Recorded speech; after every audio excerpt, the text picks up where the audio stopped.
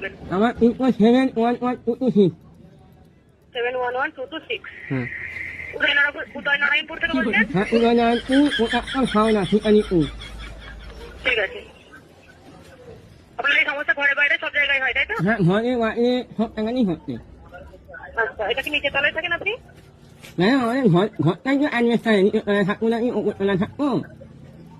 আপনার কিসের ঘর সেটা তো আমার পক্ষে জানা সম্ভব তাহলে নয়। আপনি কেন বলছেন? এই কারণে আপনাকে আপনি আমাকে ইমোশনাল ফেললেন কেন?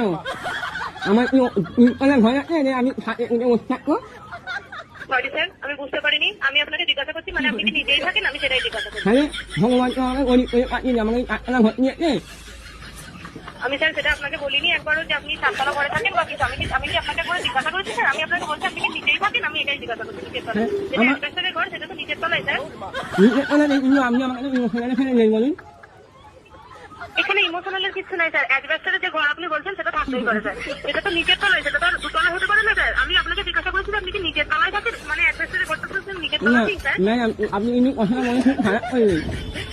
আমার কবে থেকে ঘর করার শখ, আমি ঘর করতে পারিনি।